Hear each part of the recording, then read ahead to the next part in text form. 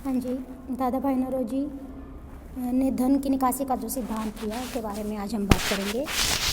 दादा भाई नौरोजी जैसे कि आपको पता ही है, एक महान राजनीतिक विचारक रहे हैं और उन्होंने भारत में आर्थिक राष्ट्रवाद को जागृत करने में अपनी महत्वपूर्ण भूमिका अदा की है और इसी कारण उन्हें आर्थिक राष्ट्रवाद का संदेशवाहक भी कहा जाता है। क्यों कहा जाता है? क्योंकि उन्होंने एक अपने तरीके से और नए ढंग से आर्थिक सिद्धांतों की व्याख्या की और आर्थिक सिद्धांतों की व्याख्या राष्ट्रवाद के आधार पर की। यानी हम यूँ कहें कि आर्थिक सिद्धांतों का निर्माण करके उन्होंने राष्ट्रवाद की जमीन तैयार की। उन्होंने अपनी 2 मुख्य पुस्तकें लिखी, गरीबी और भारत में अशोभनीय ब्रिटिश शासन, यानी कि poverty and un British rule in India. तो इन दोनों पुस्तकों में ही भारत के धन की निकासी संबंधी विचारों की उन्होंने स्पष्ट और विस्तृत रूप से व्याख्या की। अपने अनुसंधान के द्वारा उन्होंने भारत के आर्थिक विनाश के स्पष्ट संकेत दिए। उन्होंने दिखाया कि किस तरह से भारत का आर्थिक शोषण हो रहा है और आर्थिक शोषण का सिर्फ और सिर्फ उत्तरदायी कारण दादा भाई नौरोजी ने ब्रिटिश सरकार द्वारा अपनाई गई नीतियों को बताया। तो दादा भाई नौरोजी एक कुशल अर्थशास्त्री थे और साथ ही साथ आर्थिक चिंतक भी थे, जिन्होंने भारतीय समस्याओं और उन्हें किस तरह से हल किया जाए इसका भली भांति उनको अनुमान था, जिस आधार पर उन्होंने अपनी पुस्तकों में अपने आर्थिक विचार व्यक्त किए। तो सबसे पहले हम क्योंकि मानते हैं कि दादा भाई नौरोजी भारत में आर्थिक राष्ट्रवाद के जनक हुए हैं, तो दादा भाई नौरोजी को आर्थिक राष्ट्रवाद के जनक के रूप में जाना जाता है और यही कारण है कि न केवल राष्ट्रीय आंदोलन के क्षेत्र में अपितु आर्थिक क्षेत्र में भी उनके विचारों ने जहाँ भारतीय जनमानस को जागृत किया और भारत में राष्ट्रवाद की एक नई तरीके से नींव रखी। उन्होंने भारतीय नागरिक को जागृत करने के साथ साथ भारतीयों के साथ हो रहे आर्थिक शोषण को पढ़े लिखे भारतीयों के समक्ष प्रस्तुत किया और दिखाया कि किस तरह से भारत में विद्यमान आर्थिक विषमताओं को दूर करने के कौन से उपाय हम कर सकते हैं, जिससे कि भारत की जनता का सर्वांगीण विकास संभव हो सके। तो आर्थिक निष्कासन की जब हम बात करते हैं या धन की निकासी के सिद्धांत की बात करते हैं, तो दादा भाई नौरोजी द्वारा धन की निकासी संबंधी जो विचार दिए गए उनमें से सबसे पहला है आर्थिक निष्कासन के प्रकार। दादा भाई नौरोजी ने आर्थिक निष्कासन के 2 रूपों की व्याख्या की। यानी दादा भाई नौरोजी ने पढ़े लिखे भारतीयों के सामने ये समस्या रखी और ये दिखाने का प्रयास किया कि किस तरह से भारतीय धन दौलत का निष्कासन हो रहा है। आर्थिक रूप से जो पूंजी है वो भारत से इंग्लैंड की तरफ बही जा रही है, निष्कासित हो रही है। तो वो 2 तरीक़ों से इन्होंने दिखाने की कोशिश की। पहला प्रकार जिसमें इन्होंने कहा कि आर्थिक निष्कासन के अंतर्गत हम ब्रिटिश शासन द्वारा भारत में जो नियुक्त अधिकारी थे, कर्मचारी थे या भारत में जो सेना तैनात की गई थी अंग्रेज़ों की, उनको जो वेतन दिए जा रहे थे, साथ ही साथ रिटायर्ड कर्मचारियों को जो पेंशन दी जा रही थी और इसके साथ साथ ब्रिटेन में स्थित भारत प्रशासन से संबंधित कर्मचारी और अधिकारियों के वेतन और भत्ते, ये सभी भारतीय कोष से उनको दिए जा रहे थे, भारतीय खजाने से दिए जा रहे थे, जो कि प्रतिवर्ष जिसका अनुमान लगाए तो 4 करोड़ पाउंड के आसपास पड़ता है। तो यह इतना धन प्रतिवर्ष ब्रिटेन जा रहा था और इसमें प्रतिवर्ष वृद्धि होती जा रही थी। तो ये तो था निष्कासन का पहला रूप, जो ब्रिटेन के द्वारा प्रत्यक्ष रूप से भारत से ब्रिटेन भेजा जा रहा था। दूसरे प्रकार का निष्कासन था यूरोपवासी और व्यापारी जो भारत में व्यापार करने आ रहे थे।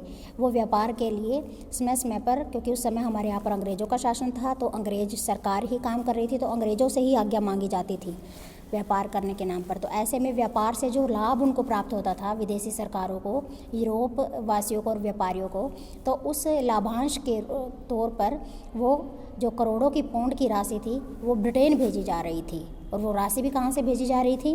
वो भी भारत से भेजी जा रही थी। तो ये दोनों तरह का ही निष्कासन भारत को अपने पूंजी निर्माण क्षेत्र से वंचित कर रहा था, क्योंकि अंग्रेज भारत से प्राप्त पूंजी का प्रयोग ब्रिटेन और यूरोप के अन्य समृद्ध देशों को समृद्ध करने में प्रयुक्त कर रहे थे। तो इस पूंजी से अंग्रेज कुछ भाग पुनः वापस लाते, लेकिन उसका प्रयोग भी वो अपने ही द्वारा संचालित जो उद्योग धंधे अंग्रेजों ने यहाँ पर अपने लगाए हुए थे उनको विकास और प्रचार प्रसार में लगा रहे थे। इस प्रकार भारत से वो जितना हो सकता था अधिक से अधिक पूंजी का निष्कासन करते थे, जिससे क्या हो रहा था, भारत गरीब से और गरीब होता जा रहा था और ब्रिटेन समृद्ध से समृद्धतर होता जा रहा था। तो इन अपनी बात के समर्थन में हालांकि उन्होंने अंग्रेज विद्वानों को भी शामिल किया और आंकड़े देकर इस बात को सत्य सिद्ध करने का भी प्रयास किया। ब्रिटेन में स्थित इंडिया ऑफिस का व्यय 5 लाख पाउंड, वो भी भारत के कोष से जा रहा था। शाही इंजीनियरिंग कॉलेज का व्यय 1,34,000 पाउंड तथा भारत से संबंधित प्रत्येक भवन के व्यय को भारत के ऊपर डाला जाता था। साथ ही साथ 1870 में ग्लैडस्टोन ने भी घोषणा की कि भारत अत्यधिक भार के नीचे दबा हुआ है। क्यों? क्योंकि जितना भी वार्षिक व्यय हो रहा था वो भारतीय खजाने से जा रहा था और भारतीय धन विदेशों को नहीं जाना चाहिए, फिर भी जा रहा था। तो दादा भाई नौरोजी पहले वो व्यक्ति थे जिन्होंने आर्थिक साम्राज्यवाद को दुनिया के सामने रखा। ये उस समय की बात है, यानी यहाँ अब से इतने पुराने समय में इन्होंने इस चीज़ का अंदाज़ा लगाया। सन 1876 में ये विचार लोगों के सामने रखा, पढ़े लिखे भारतीयों के सामने रखा कि किस तरह से फाइनेंशियली इम्पीरियलिज्म यानी कि आर्थिक रूप से साम्राज्यवाद कायम किया जा रहा है। आर्थिक रूप से हमारे देश पर पूर्ण रूप से आधिपत्य कायम करके हमारे देश का अधिक से अधिक शोषण किया जा रहा है। तो उनका विचार था कि यदि ब्रिटेन भारत से बराबरी के दावे पर व्यापार करता है तो प्रत्येक पूंजी निवेश का हिस्सा भारत की संपत्ति की वृद्धि में भी मिलना चाहिए, भारत का भी योगदान रहेगा। लेकिन जो ब्रिटेन से पूंजी भारत में आती है वह ऐसे कामों में निवेश होती है जिसका सीधा सीधा मुनाफा विदेश जाता है, भारतीयों को इसका कोई भी मुनाफा या इसका कोई भी हिस्सा नहीं मिलता। यानी कुल मिलाकर भारतीयों से भारत से सस्ते रेट में, या हम यूँ कहें कि सस्ते दाम में सस्ते मज़दूरों को इंग्लैंड ले जाया जाता था। वहाँ पे उनसे महंगे प्रोडक्ट तैयार किए जाते थे। उनकी मेहनताना से उनको मेहनताना कम दिया जाता था। दिन रात उनसे मेहनत करके वहाँ उनसे प्रोडक्ट तैयार करवाते और साथ ही वही प्रोडक्ट लाके भारतीय मंडी में लाकर उनको महंगे से महंगे दामों में बेचा जाता था। दूसरा, भारत से कच्चा माल बिल्कुल सस्ते दामों में खरीद कर उसी माल से ब्रिटेन में तैयार माल करके उसी माल को दोबारा भारत में और महंगे से महंगे दामों में बेचा जा रहा था। तो ये सारी जो नीतियाँ ब्रिटिश सरकार द्वारा लगाई जा रही थी ये सिर्फ और सिर्फ ब्रिटेन के लिए लाभकारी सिद्ध हुई और भारतीयों के लिए कभी भी ये कोई लाभदायक नहीं थी। तो उनका मानना था कि जिस तरह अंग्रेज अपने देश में शासन करते हैं, यदि उसी प्रकार भारत में भी शासन किया जाए तो ब्रिटेन के लिए तो ये लाभकारी होगा ही होगा, भारतीयों के लिए भी ब्रिटेन का शासन वरदान से कम नहीं होगा। लेकिन अंग्रेजों ने ऐसा नहीं किया। तो दादा भाई नौरोजी का जो विचार था कि धन की निकासी के कारण भारत की जो अधिकांश जनता है, जहां 20 रुपये प्रति वर्ष पर अपना गुजारा करने को विवश है, वहीं करोड़ों पाउंड प्रति वर्ष ब्रिटेन जा रहा है, जिससे वहां की जनता व संस्कृति समृद्ध होती जा रही है। तो इस राशि से कोई भी व्यक्ति, जहां 20 रुपये प्रति वर्ष की हम बात करें, तो ऐसी राशि से कोई भी व्यक्ति सामाजिक और आर्थिक आवश्यकताएं पूर्ण नहीं कर सकता। तो भारत में धीरे धीरे साम्राज्यवाद व्यवस्था कायम हो रही है और भारतीय संसाधनों का विनाश होता जा रहा है। तो दादा भाई नौरोजी ने इन सब चीज़ों को लोगों के सामने रखा। साथ ही साथ ये भी कहा कि भारतीयों से कर के रूप में बहुत बड़ी राशि अंग्रेजी सरकार के द्वारा एकत्रित की जा रही है, वहीं दूसरी तरफ भारतीयों की जो आमदनी है वो बहुत कम है। इन्होंने इस चीज़ को इतिहास से कोरिलेट करने की कोशिश की कि हालांकि पूर्व काल में भी, प्राचीन काल में भी राजा महाराजाओं का जब भारत में शासन होता था तब भी भारतीय जनता से कर लिया जाता था, लेकिन उस कर को भारतीयों की कल्याणकारी योजना के रूप में उनको रिटर्न कर दिया जाता था। लेकिन अंग्रेजों ने ऐसा नहीं किया।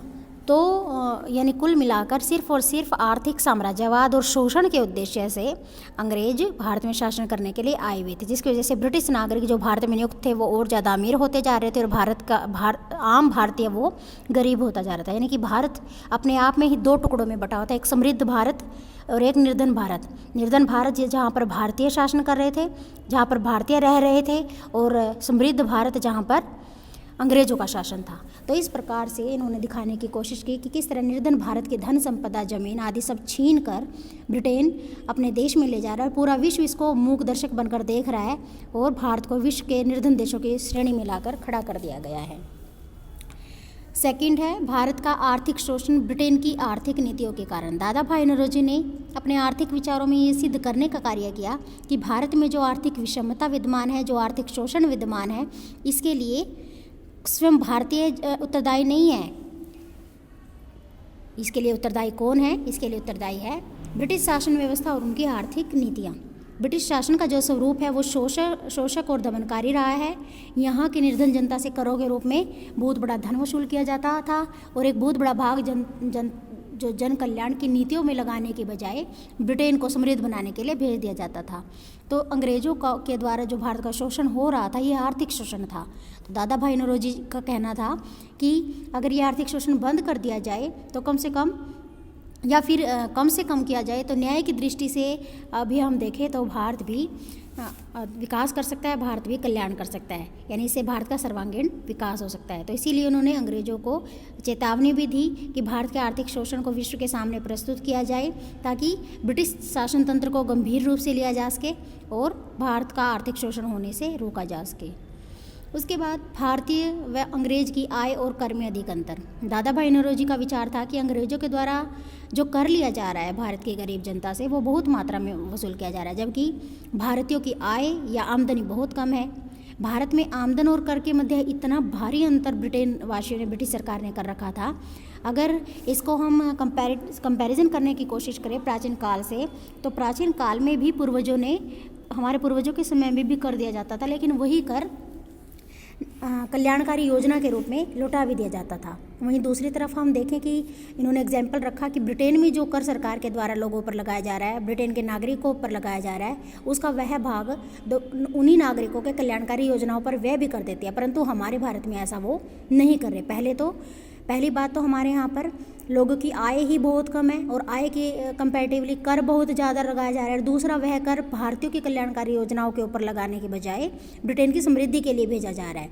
तो ऐसे में जब कर लगाने में और व्यय करने में भारतीयों का कोई हाथ ही नहीं है, फिर भी उन पर इतना भारी कर लगाना किसी भी दृष्टि से उचित नहीं कहा जा सकता। तो यही विचार उन्होंने 11 जुलाई 1908 को लंदन में दिए गए अपने भाषण के दौरान भी रखे, ब्रिटिश संसद के सामने भी रखे कि अगर आप हमारे करों का निर्धारण कर रहे हैं तो इस तरह से निर्धारण करें ताकि हमारा समाज भी उन्नत अवस्था में खड़ा हो सके। उसके बाद भारतीय गरीबी के चित्रण का प्रस्तुतिकरण। दादा भाई नौरोजी ने अपने 2 पुस्तकें लिखी, poverty in India and the on British rule in India. तो इन दोनों पुस्तकों में ही भारतीय गरीबी का प्रस्तुतिकरण करने की कोशिश की। सन 1876 में दादा भाई नौरोजी ने लिखा कि भारत की आय काफ़ी कम है और यह लगभग 20 रुपये प्रति वर्ष के आसपास होती है। अंग्रेज करों से एकत्र राशि के रूप में जो धन राशि भारत से बाहर ले जाते हैं, उससे बहुत कम राशि का माल ब्रिटेन से भारत में लाते हैं। तो यानी अनेक इतने तरह के प्रमाण इन्होंने देने की कोशिश की, आंकड़े देकर समझाया कि किस तरह से पिछले 120 वर्षों से भारत को निर्धन से निर्धनता और ज़्यादा निर्धन बनाया जा रहा है और ब्रिटेन समृद्ध से समृद्धतर बनता जा रहा है।